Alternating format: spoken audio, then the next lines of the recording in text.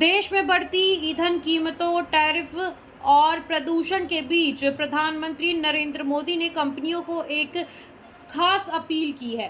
प्रधानमंत्री नरेंद्र मोदी ने कहा कि वो वर्क फ्रॉम होम यानी घर से काम करने की व्यवस्था को बढ़ावा दिया जाए।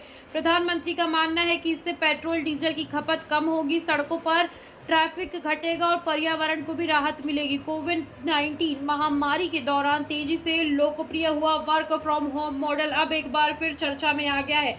हालांकि इस मॉडल के अपने फायदे और चुनौतियां दोनों हैं। जहां कर्मचारियों को समय और पैसा की बचत होती है, वहीं लंबे समय तक घर से काम करने से मानसिक तनाव, अकेलापन और साइबर सुरक्षा से जुड़े खतरे बढ़ जाते हैं।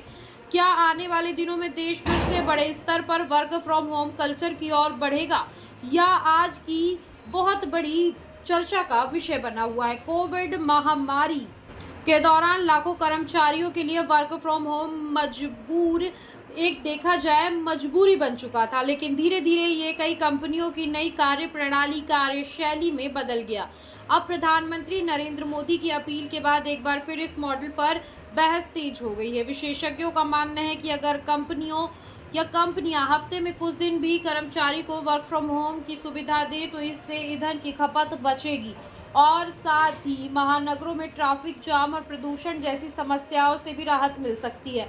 वर्क फ्रॉम होम से कर्मचारियों को रोजाना ऑफिस आने जाने के खर्च और समय की बचत होगी, परिवार के साथ ज़्यादा से ज़्यादा टाइम स्पेंड करने को मिलेगा और कई मामलों में काम की उत्पादकता भी बढ़ सकती है।